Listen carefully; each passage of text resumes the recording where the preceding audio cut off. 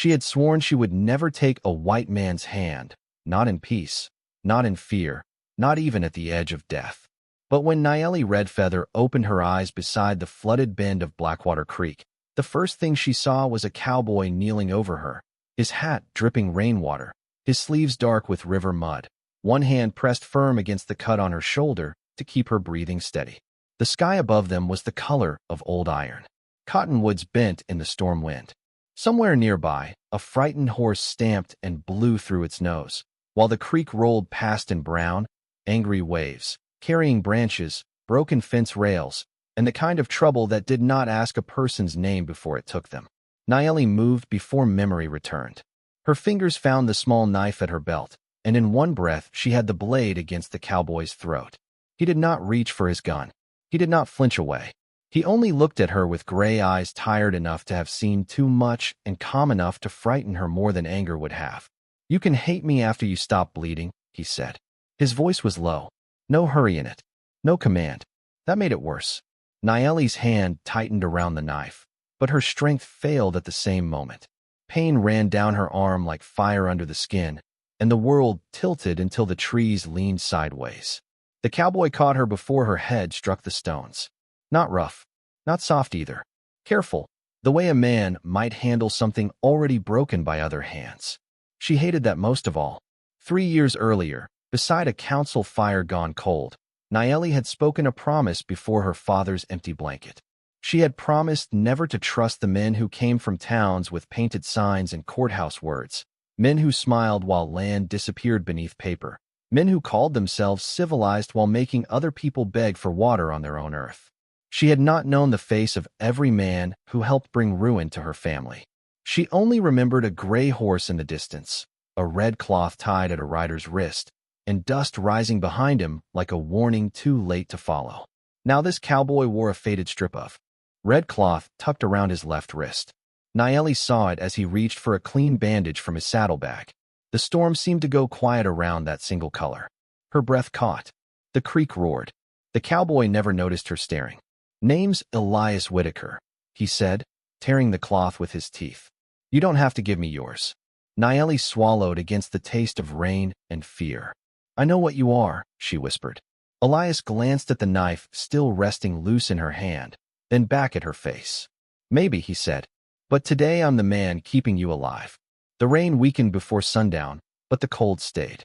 It settled into the stones, into the wet grass, into the space between Niyeli Red Feather and Elias Whittaker as he helped her beneath a shelf of sandstone a quarter-mile above Blackwater Creek. He kept his distance once she could sit upright. That was the first thing she noticed. Most men who thought they had done a good deed wanted to stand close to it, wanted to warm their hands over gratitude like a fire. Elias did not. He set his canteen within reach, left a strip of clean cloth beside it, then moved back to check the cinch on his gray horse. The animal stood under a twisted mesquite, rain shining on its neck. Gray horse, red cloth. The old memory came back with teeth. Niyeli saw her father standing in morning light 3 years before, his braids tied with blue beads, his voice gentle even when others argued against meeting the white men near Mercy Ridge. "Peace has to be met halfway," he had said. By dusk, he was gone, and every story that returned with the survivors carried the same 2 details. A rider on a gray horse, a red cloth at his wrist. Elias crouched near a small smokeless fire and poured coffee into a tin cup. He did not offer it to her first. He set it halfway between them, as if the choice belonged to the ground. "Dry Mercy is 12 miles east," he said. "Your people are likely north, beyond the red bluffs. When you can ride, I will point you there. You expect me to believe you will let me go? I expect you to do what you were already planning." Niyeli's eyes narrowed. "And what is that?" Elias glanced. At the knife in her lap. "Wait until I sleep, take my horse, and leave me with a headache if I am lucky." For the first time, something almost like surprise crossed her face. It vanished quickly. "You speak like a man used to being hated." He looked toward the creek below, where broken branches turned slowly in the current. A man can earn hatred without meaning to. Sometimes by what he did. Sometimes by what he failed to stop. The words should have meant nothing. They should have blown past her like dust. But his voice changed when he said them, just enough to make the silence heavier. Niyeli reached for the canteen, watching him over the rim as she drank. 3 years ago, she said. Men came with peace words and left with my father's breath behind them. Elias went still. Not much. Only his hand, resting on the coffee pot, stopped moving. Niyeli saw it. She saw everything. There was a gray horse, she continued. There was red cloth. The fire gave one small crack. Elias slowly turned his wrist, looking at the faded strip tied there as though it had become heavier than iron. Then you have been carrying my face in your anger, he said quietly, even before you knew it. Niyeli lifted the knife, not high, only enough for him to understand. Tell me I am wrong. Elias looked at her for a long moment. Rainwater dripped from the brim of his hat. Far off, thunder moved away across the plains. I wish I could, he said. And down below, from the eastern trail, came the faint sound of horses climbing through the mud. For a while, neither of them spoke. The storm had left little pools in the hollows of the rock, each one holding a broken piece of sky. Niyeli watched those small reflections tremble whenever the wind passed over them. Her people had a word for silence after danger, the kind that did not mean peace, only that the world had not yet decided what it would take next. Elias seemed to understand that kind of silence. He did not fill it with questions. He did not ask about her father's name, or her brother's fever, or why a woman with a wound in her shoulder still held herself like a blade. He simply sat near the fire and turned the coffee cup once between his hands, letting the heat rise against his palms. That restraint bothered her more than his words. A cruel man could be hated easily. A foolish man could be dismissed. But a quiet man with shame in his eyes was harder to place. Niyeli did not like things she could not place. The horses below did not hurry. That made them worse. Men who rode in panic made noise, broke branches, shouted at one another across the dark. These riders came steady through the wash, slow enough to listen, sure enough to believe the night already belonged to them. Elias Whittaker rose without touching the revolver at his hip. Niyeli noticed that too, and hated how many things she was beginning to notice about him. He moved like a man careful not to scare wounded animals or guilty memories.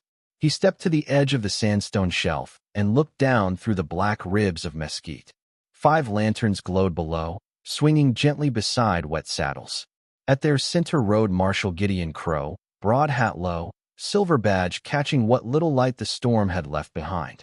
Even from that distance, his voice carried clean. Whittaker, he called. No sense making this harder than weather already did. Niyeli's fingers tightened around her knife. Elias did not look back at her. You know him? She whispered.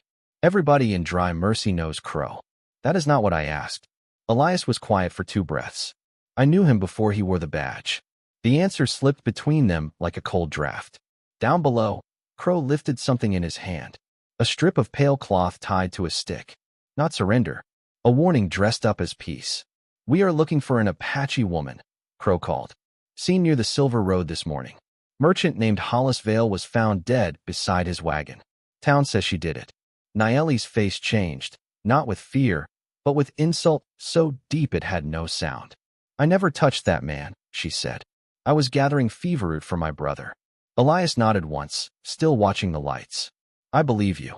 The words struck her harder than doubt would have. You believe too quickly. No, he said. I have heard Crow lie slowly. The lantern stopped moving. Crow had reached the creek bend where Elias had dragged her from the water. One of the men pointed toward the mud. Tracks broken grass. The place where her body had lain. The night seemed to lean closer. Elias turned then and gathered his saddlebag, the coffee, the bandage roll, leaving nothing bright behind. Can you walk? I can ride. That is not what I asked. For a moment their eyes met, and despite the storm, despite the knife, despite the old red cloth on his wrist, Niyeli understood he was not measuring her weakness. He was measuring how much truth her pride would allow. She pushed herself up. Pain made the world narrow, but she did not fall. I can walk. Elias gave a small nod, as if that was all the answer he needed, then led his gray horse deeper under the rocks where the shadows ran thick. Behind them, Crow shouted again, closer now.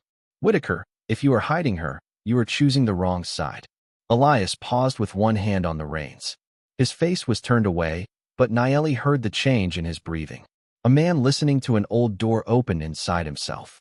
He said that once before, Elias murmured. 3 years ago. Niyeli went still. The red cloth on his wrist moved in the wind.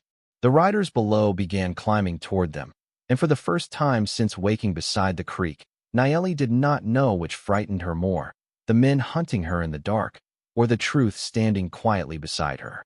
They moved into the narrow cut behind the sandstone shelf, where the walls rose high enough to hide a horse and close enough to scrape a man's shoulders if he turned too fast. The ground smelled of wet clay, sagebrush, and old stone. Elias led the gray by the reins, one hand steady on the animal's neck, while Niyeli followed 3 steps behind with her knife low at her side. 3 steps. Not trust. Not yet. Only the distance between suspicion and necessity. Behind them, Marshal Crow's riders reached the shelf and spread out with lanterns held high. Their light crawled across the rock like yellow fingers. Elias stopped beneath an overhang and listened. Niyeli listened too. Water dripping. Leather creaking. A horse blowing softly below. Then, Crow's voice, nearer than before. She cannot have gone far. Watch the ravine. Whittaker knows old scout trails. Niyeli looked at Elias. Scout trails. He did not answer. That silence was an answer by itself. They pressed deeper into the cut until the storm clouds parted just enough for moonlight to spill over the ridge. It touched the red cloth at Elias's wrist. Niyeli saw it again and felt the old anger rise. Hot and familiar, almost welcome. Anger did not confuse. Anger did not ask questions. You rode with them, she said. Elias kept walking. For a season. With Crow. Before he was Marshal. Before my father died. That stopped him. The gray horse shifted behind him, ears twitching. For a long moment, Elias stood with his back to her. When he finally turned, the moon showed the lines around his eyes, and the rain caught in his beard. I was hired to guide a patrol to Mercy Ridge, he said. They told me it was a treaty escort. They told me there would be talk, papers, witnesses. Niyeli's knife lifted a little. And you believed them. I was 22 and poor enough to mistake a uniform for the truth. The words landed softly, but they did not soften her. My father believed in talk. He wore his best beads that morning. My mother braided his hair herself. Elias looked down. Not away. Down. Like a man standing before a grave no one else could see. By the time I knew Crow had lied, the ridge was already full of smoke and shouting. I found a girl's red scarf in the dust afterward. I tied it on my wrist, so I would never let myself forget what cowardice costs. Niyeli's breath went still. The cloth was not a trophy. It was a wound he had chosen to carry where everyone could see it, and still she could not decide whether that made him better or only more dangerous to hate. From behind them came the crack of a loose stone under a boot. Elias moved first, not toward his gun, but toward Niyeli, placing himself between her and the sound. She stared at the width of his shoulders in the moonlight. Do not protect me, she whispered. Then keep moving, he said, and I will protect the road behind you. The cut narrowed until the walls gave way to a hidden wash that ran west between red bluffs and low cedar. Elias knew the place without looking for landmarks. That unsettled Niyeli more than the riders behind them. A man could learn a road by using it for mercy, or by using it for harm, and the earth did not say which was which. The moon slid free of the clouds, pale and watchful. Every stone seemed to shine. Every shadow seemed to hold its breath. Elias helped the gray horse down a sloping shelf of rock, then stopped beside a dry cottonwood whose roots curled from the bank like old fingers. We rest here 5 minutes, he said. No longer. Niyeli leaned against the trunk, her shoulder burning under the bandage. Pride kept her standing. Pain asked her to sit. Pride won, but barely. Elias saw it and said nothing. Instead, he untied a small packet from his saddlebag and placed it on a flat stone near her hand. Dried beef. Corn cakes wrapped in cloth. A little tin of salve. He stepped away before she could refuse. That small courtesy angered her in a way cruelty never had. Cruelty was simple. Courtesy made a person look twice. Why do you help me? She asked. Elias was checking the horse's hoof, his back bent under the moonlight. Because you need help. That is a child's answer. Most true things are. She looked at him for a long while. The wind moved through the cedar, carrying the damp smell of the creek below and the distant smoke of dry mercy somewhere beyond the ridge.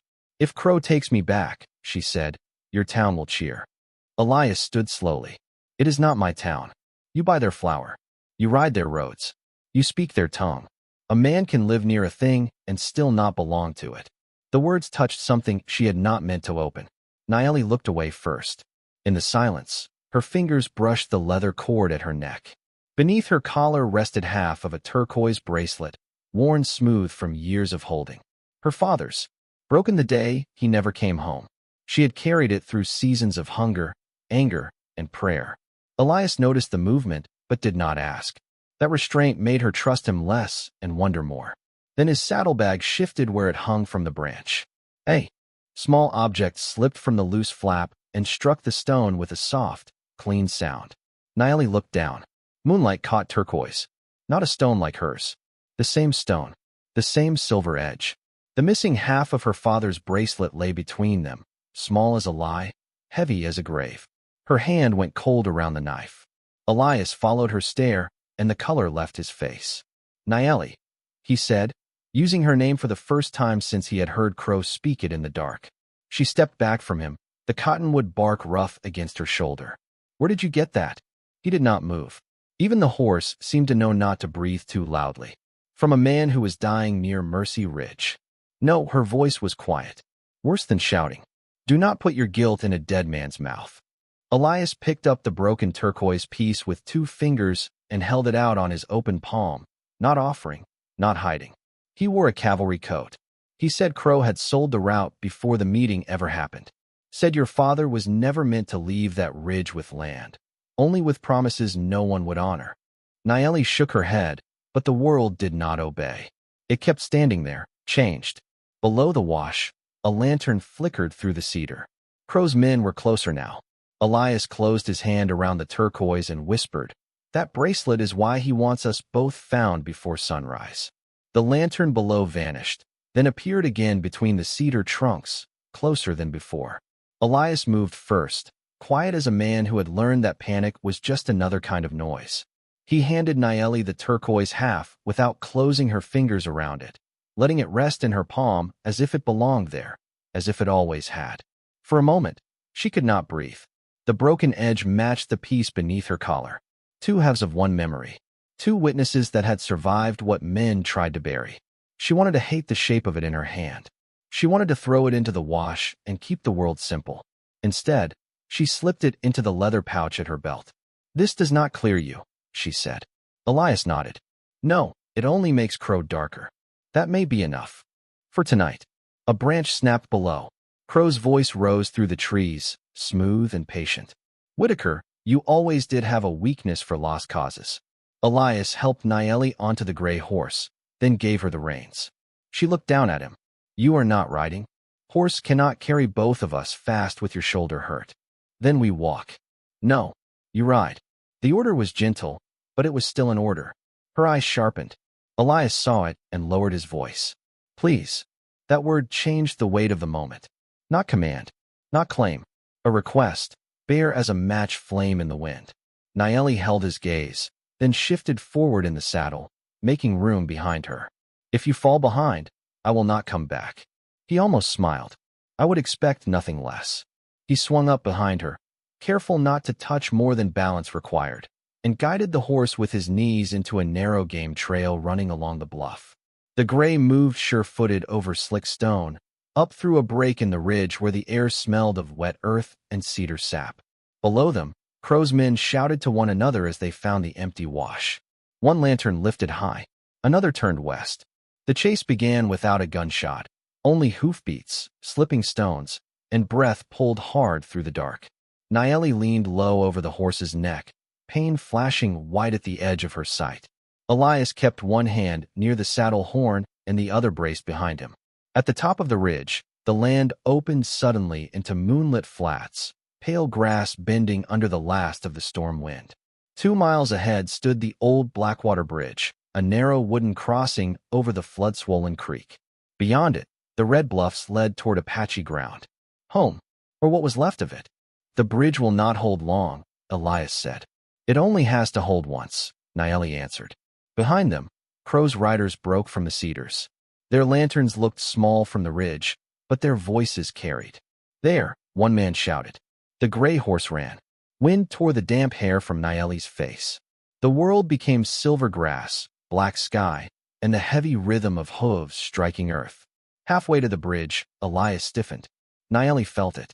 Through the saddle. What? She asked. He pointed toward the far end of the crossing. A dark shape waited there beside the posts. Not a rider. Not a stray animal. A man on foot, holding a lantern covered with red glass. Crow had sent someone ahead. The bridge was not escape. It was a mouth waiting to close. The farther they rode, the more the land opened around them, and with that openness came a strange kind of exposure. In the ravine, danger had walls. On the flats, danger had no shape until it was too late. Niyeli could feel Elias behind her, close enough that his presence warmed the space at her back, careful enough that he never leaned where he was not invited. That, too, became a kind of language. She had known men who mistook rescue for ownership. She had known men who believed a saved life became a debt they could collect. Elias did not ride that way. He rode like a man asking forgiveness from the night itself and expecting no answer. Ahead, the old bridge waited in the dark, thin and crooked over the flooded creek. Niyeli fixed her eyes on it. Cross the bridge. Reach the bluffs. Find her people. Bring the bracelet home. Simple steps. But simple things had a way of becoming impossible when men like Crow stood behind them. The gray horse slowed before the bridge, not from fear, but from wisdom. Animals knew what men often refused to learn. Wood remembered every storm. Rope remembered every string. The Blackwater crossing groaned beneath the flood mist, its planks slick with rain and its side rails trembling under the creek's heavy breath. At the far end, the man with the red glass lantern stepped into the open. He was young, maybe 19, with a deputy's coat too large for his shoulders and fear written plain across his face. He raised one hand, as if stopping a stagecoach on a dry road instead of two desperate riders above a roaring creek. "Marshal says you turned back," he called. His voice cracked on the last word. Niyeli felt Elias draw a slow breath behind her. "That boy does not want trouble," he said. "Then he should move. He is not the one who set this snare." Behind them, Crow's riders were closing across the flats, lanterns bouncing, hooves striking wet ground. Niyeli looked from the deputy to the bridge, then to the dark water below. Her shoulder burned. Her father's turquoise pressed against her belt. Home lay beyond the crossing, close enough to hurt. Elias slid down from the saddle before she could stop him. "Take the horse across when I tell you." Niyeli turned sharply. No, he looked up at her, rainwater shining on his face. "You said you would not come back if I fell behind." "I said many things." Something passed between them then, quick and quiet, too fragile to name. Elias walked onto the first planks with both hands visible. The bridge answered with a long wooden sigh.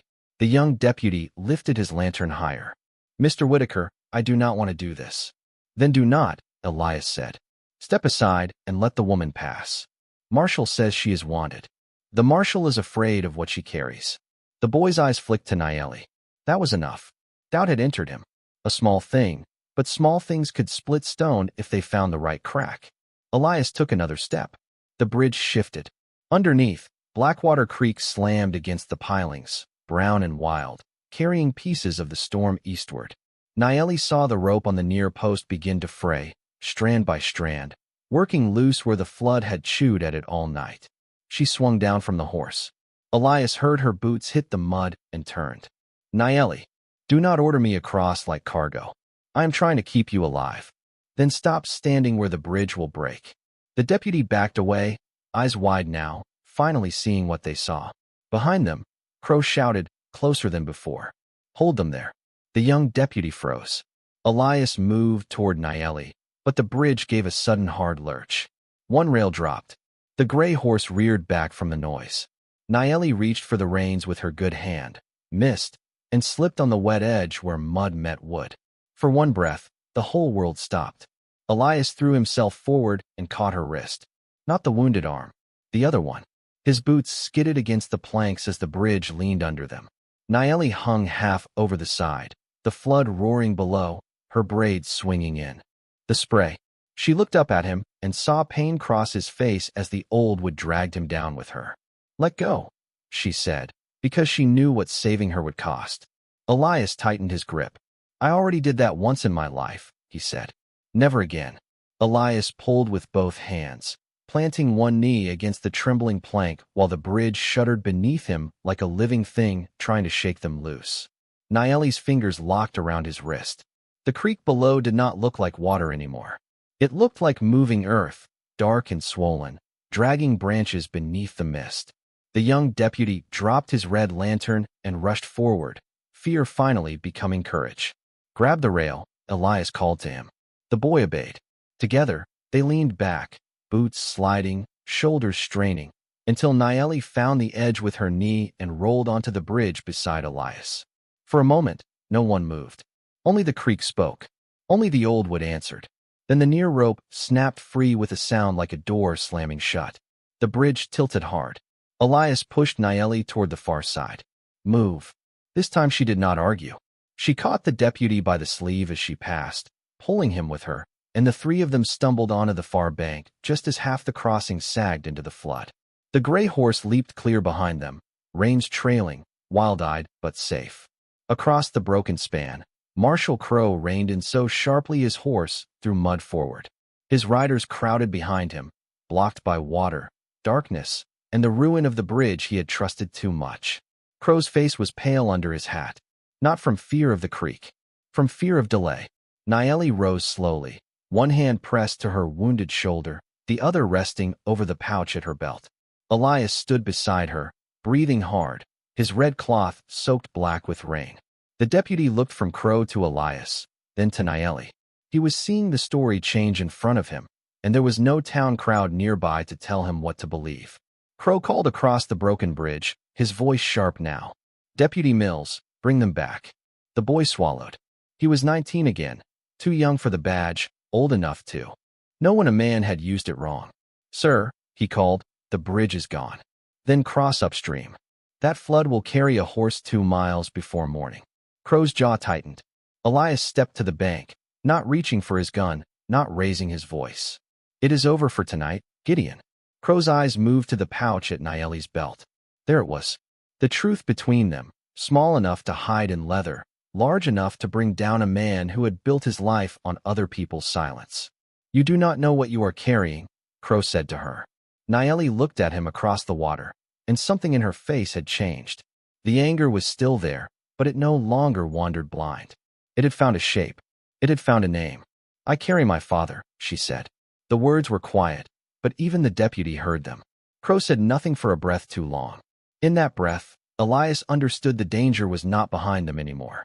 It was ahead, in Dry Mercy, where Crow still owned the jail, the records, the frightened mouths of men who had helped him look away. Niyeli turned toward the red bluffs beyond the far bank. Dawn had not come, but the eastern edge of the sky had softened. Somewhere out there, her people waited beyond the cedar line. Somewhere out there, the other half of the truth had to be spoken aloud. Elias picked up the fallen red lantern and blew it out. Darkness returned clean and wide. Niyeli watched him do it, then looked at the red cloth on his wrist, not as proof of guilt this time, but as proof that some men carried shame until it taught them mercy. "Come," she said. Elias looked at her. She did not offer forgiveness. Not yet. She offered the road. And for the first time, that was enough.